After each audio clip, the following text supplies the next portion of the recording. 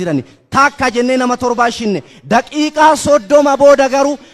mataan daandii daraartuu tullu odaa bira jira duubni maaddaa olii bira jira arra sunis dabre warri sun kalee warri akkasitti ture suni injirani warra gaafsan dhokatee kaameraan waraabutu arra qeerroo tokkoffaa ta'e Jawaar inni kalee reebame inni kalee akka bofaa sibiilaan tumame jarana bar tumamuu qofaa miti du'uu qofaa miti qabsoon bar bakka jira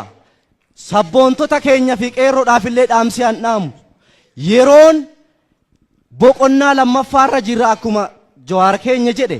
mana teenye cinqii hinaasofnu gabbe yeroon kee amma qeerroo sabboonticha inni kalee wareegama kafalte mana teessee too'inaadiin asba'iidha bakka leenci cincirreetti jaldeessatu leenci of fakkeessaa jira jaran lachuu waan daabee qabaniif dhugaan haa dalagamtuudha gabaabumatti Jawaar ko na of falchiti dhugaan haa hojjetamtu dhugaan haa haaromnu kan biraa odipidhaaf haaroma jechaa oollu dhiifne nuffine haaromte haaromuu baatte korojoon dhufaa jirti namuu waan facaafate haammata waan ta'eef inni bira qote bulaan keenya abbaan biyyaa abbaan lafee akaakileef abaabileen keenya irritti du'ee nu dabarse ammas liiziidhaan gurguramaa jira ammas qote bulaan rakkina addaa keessa jira ani as poolis kolleejjii bira gandi kiyya joogoo gudeeddoo piroofaayilii kiyya qoradhaa sabkee bar afuuftudha moo dhugaadhaan qabsooftudha wal qoran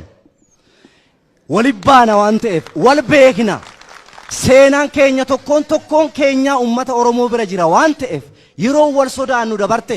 hanga tokko bilisoomne rarraanne jidduu jirra marqaa zangaadaa sana wanni jedheef kanaafani ni haasofna boofirraa ukkaamamne gaa Jawaar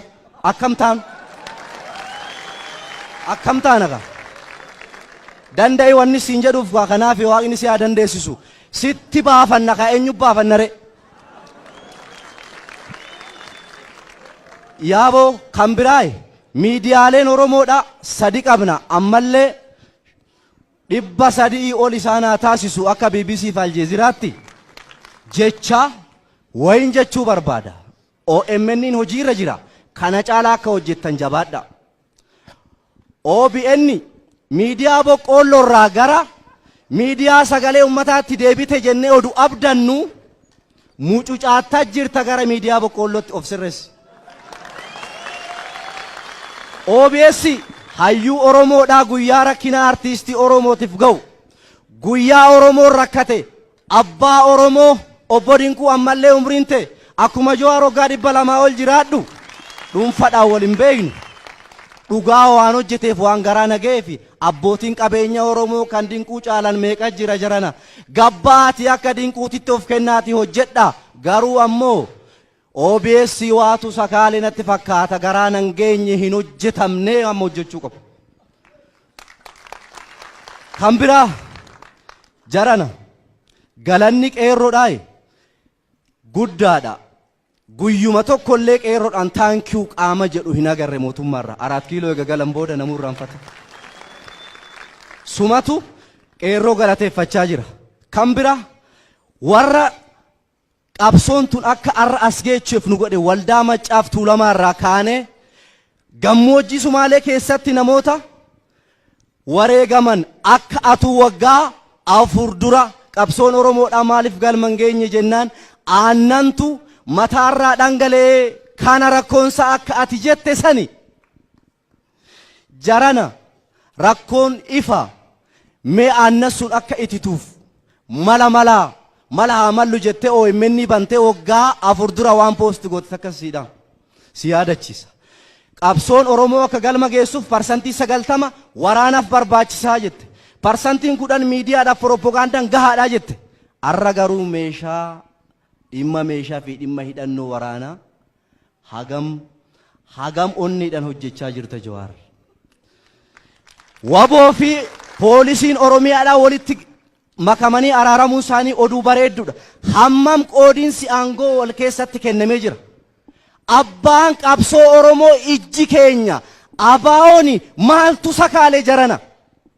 maaliif sochoone maaltu isa danqe gabba'ee qeerrootti nu waayimu Jawaar yoo mootummaan rakkoo qabaate akka fedhii kee koongirasii guyyuma filannoon dhufe qofa dhuftanii beeksisa hojjechuudhaan korojoodhaaf qofa hin dhufinaa hojii hojjechuu qabu dursaati qeerroo wajjin hojjedha OPDO qeerroo hin tuffatinaa OPDO kaabinee kee qunxuuxxadhu qeerrootti gaareffachaa jira akka magaalaa qeerroo Adaamaatitti magaalaa Adaamarraa eegalee haga Oromiyaatitti laayisensii ta'uudhaaf waan hin goone hin qabnu yoo laayisensii ta'uu baanee sochoone maali eeyyama qabdaa maal mari'attaa mootummaa irratti shira yaaddaa nuun jechaa jirti kabineen dullatti dhugaa dubbanna gaafirraa hin bulgaafanna Jawaar ukkaamamne waan ta'eef kanaaf silaa waan baay'een jedha gabaabsufan jedhe dhumarratti qabsoo Oromoo tana kan asiin ga'e Oromoo hundati aksiyoonii keessaa qaba qabsoonni hangafaatis qeerroonis qarreenis manguddoonis abbootiin gadaatis hunduu gahee keessaa qabani qabsoon Oromoo tunan qeerroo qofa jechaan jiru qeerrooni maqaa qeerrootiin xiqqaanis guddaanis gadi ba'ee fakkeenya Shaashamanneetti rakkoo dogoggora takkaa uumamteef hunduu maqaa qeerrootiin xiinxala haa dhaabu Jawaar maqaa qeerroo nyaachaa ooluun haa ga'u dogoggora parsantii takkitti mul'atteef qaamni yakka san uume namni du'uu miti reebamuudhaa hin qabu suni qaama seeratti dhiyaate kaanuma saayikooloojii qeerroo dhahuudhaaf maqaa qeerrootiin warri daldalaa jiru jechaa ooluun xiinxalli dhuunfaadhaan miidiyaa adda addaa irratti argaa oollu haanurraa dhaabbatu qeerroon hundumaafuu wal qixa qeerroon oonyufuu hin loogu kanaaf dhumarratti waa'ee aartii Oromootii fi kiiloon aartii Oromoodhaaf qabnu akka mootummaa naannoo Oromiyaatti kiiloon isaa xiqqaadha maaloo aartistii Oromootii fi qeerrootu qabsoo tana Jawaar wajjin asiin ga'e kiiloon aartistii Oromootiif qabnu bakki haa godhamuu fi bakki guddaan haa kennamuu fi kolleejjiin aartii Oromoodha akka Yaareeditti haa banamu seenaa Abdiisaa Aagaatiin ummata Oromoo barsiisuu miti Afrikaa bira dabarree addunyaa barsiisuu hin dandeenya seenaa Abdiisaa Aagaa qofa fiilmiin hojjetame eenyu piroodiisaa godhure Dinquu Dayyaasaa qofa gabaabumatti silaa baay'ee naasaa kan biraa as buutee nadhii gammadaa dhabne maaloo hafuura isaa nutti nuuna maaloo as buutee yoo du'e awwaallannee teenye jechaa